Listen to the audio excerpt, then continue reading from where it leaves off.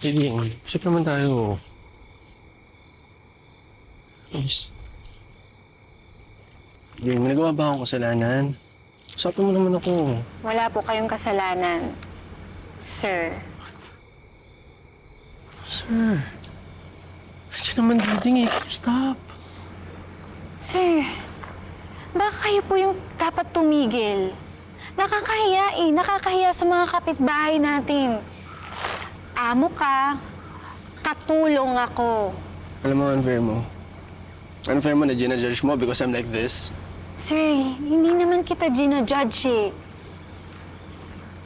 Pero alam mo yung ginajudge ko kung ano yung ginagawa mo sa yaman mo.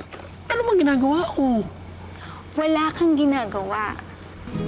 Tingnan mo. Nandito ka sa akin ngayon, kinakausap mo ko. Wala kang direksyon. May trabaho, sir. Wala ka nga po, sir eh. So, ibig sabihin, mas lamang pa ako sa lagay na yun. Hindi may direksyon ako. Ikaw. Gusto kita. Sir, pasensya na ha, pero hindi lahat ng gusto nakukuha. Pasensya kung sinanay ka ng buhay na ganun, pero hindi yun totoo. Pwes, kung hindi mo sasabihin sa akin na hindi mo gusto, hindi ako aalis. Hindi kita gusto. Pwes, kung hindi mo sasabihin sa akin na ayaw mo sa akin, hindi ako aalis.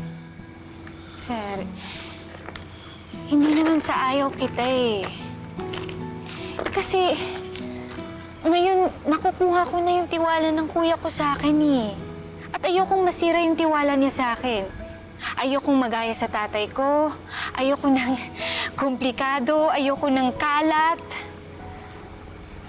Sir, okay na ako sa ganito eh.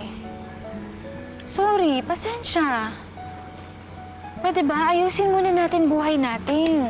Maintindihan?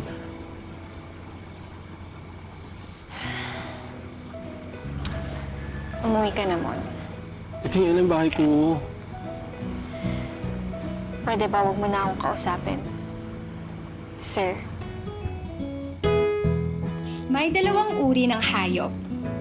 Ang mga maaamong inaalagaan pero nakakulong, at ang mga ligaw na malaya pero may isa. Saan kaya sila mas masaya? Pwede ba ako